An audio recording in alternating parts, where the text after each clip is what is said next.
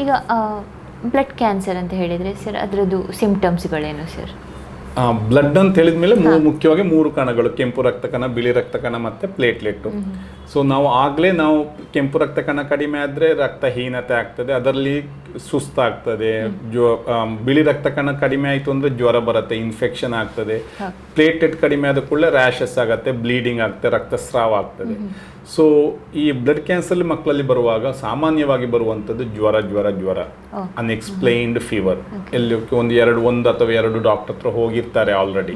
ಸಾಮಾನ್ಯವಾಗಿ ಯಾರು ಇದು ಕ್ಯಾನ್ಸರ್ ಅಂತ ಸಂಶಯ ಪಡಲೂಬಾರ್ದು, ಯಾಕಂದ್ರೆ ಅದು ಸಾಮಾನ್ಯವಾಗಿ ಬರುವಂಥ ಕಾಯಿಲೆ ಅಲ್ಲ.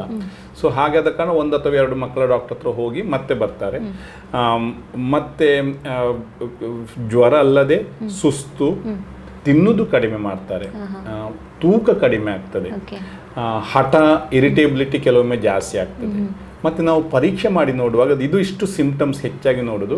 ಅಪರೂಪದಲ್ಲಿ ಅವರು ಬರುವಾಗ ಬ್ಲೀಡಿಂಗ್ ಆಗಿದ್ದು ಅಂತ ಹೇಳ್ಕೊಂಡು ಕಪ್ ಪ್ಯಾಚಸ್ ಅಂತ ಹೇಳ್ಕೊಂಡು ಬರ್ತಾರೆ. ನಾವು ಪರೀಕ್ಷೆ ಮಾಡಿ ನೋಡುವಾಗ ನೋಡೋಕ್ಕೆ ಪೇಲ್ ಕಾಣ್ತಾರೆ. ಕುತ್ತಿಗೆಯಲ್ಲೆಲ್ಲ ನಾವು ಕರಳೆ ಗ್ಲ್ಯಾಂಡ್ ಅಂತ ಹೇಳ್ತೇವೆ, ಲಿಂಫ್ ಗ್ಲ್ಯಾಂಡ್ಸ್ ದೊಡ್ಡದಾಗಿರುತ್ತೆ, ಲಿವರ್ ದೊಡ್ಡದಾಗಿರುತ್ತೆ, ಹೊಟ್ಟೆಯಲ್ಲಿ ಸ್ಪ್ಲೀನ್ ಕೆಲವೊಮ್ಮೆ ದೊಡ್ಡದಾಗಿರ್ಬೋದು. ಸೊ ಇದಿಷ್ಟು ನೋಡಿ ನಮಗೆ ಸಂಶಯ ಪಡ್ತೇವೆ, ಮತ್ತು ಬ್ಲಡ್ ಟೆಸ್ಟ್ ಮಾಡಿದ ಮೇಲೆ ಕನ್ಫರ್ಮ್ ಆಗ್ತದೆ. ಈಗ ನೋಡಿ, ಫೀವರ್ ಬಂದ ಕೂಡಲೇ ಫಸ್ಟ್ ಥಿಂಗ್ ನಾವು ಆಸ್ ಎ ಡಾಕ್ಟರ್ ಏನು ಮಾಡ್ತೇವೆ ಅಂದರೆ ಯಾವ ಕಾರಣದಿಂದಾಗಿ ಜ್ವರ ಬರ್ತಾ ಇದೆ ಅಂತ ನಾವು ಫೈಂಡ್ ಔಟ್ ಮಾಡ್ಲಿಕ್ಕೆ ನೋಡ್ತೇವೆ. ಅದಕ್ಕೆ ಸರಿಯಾದಂತಹ ಹಿಸ್ಟ್ರಿಯನ್ನು ಕೇಳ್ತೇವೆ, ಪರೀಕ್ಷೆಯನ್ನು ಮಾಡ್ತೇವೆ. ಸೊ ಸಾಮಾನ್ಯವಾಗಿ ಜ್ವರ ಬಂತು ಅಂತೇಳಿ ಆದರೆ ಯಾವುದೇ ಮಗುವಿಗೆ ಶೀತ ಇರಬಹುದು, ಕೆಮ್ಮು ಇರಬಹುದು, ಕಿವಿ ನೋವು ಇರಬಹುದು, ಗಂಟ್ಲು ನೋವು ಇರಬಹುದು, ನ್ಯೂಮೋನಿಯಾ ಇರಬಹುದು, ಯೂರಿನ್ ಇನ್ಫೆಕ್ಷನ್ ಇರಬಹುದು.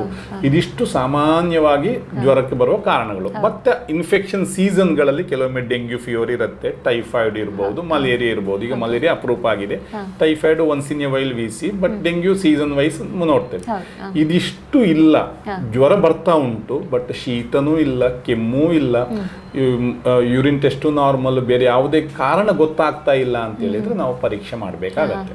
ಫಿಸಿಕಲ್ ಅಪಿಯರೆನ್ಸಸ್ ಅಲ್ಲಿ ಏನಾದರೂ ಚೇಂಜಸ್ ಇರುತ್ತೆ. ಫಿಸಿಕಲ್ ಅಪಿಯರೆನ್ಸ್ ಅಂದ್ರೆ ಸುಸ್ತಾಗಿರ್ತಾರೆ, ನೋಡಕ್ಕೆ ಪೇಲ್ ಕಾಣ್ತಾರೆ, ಮತ್ತೆ ಕಪ್ಪು ರ್ಯಾಷಸ್ ಇರ್ಬೋದು, ಬ್ಲೀಡಿಂಗ್ ಸ್ಪಾಟ್ಸ್, ಪ್ಯಾಚಸ್ ಇರ್ಬೋದು.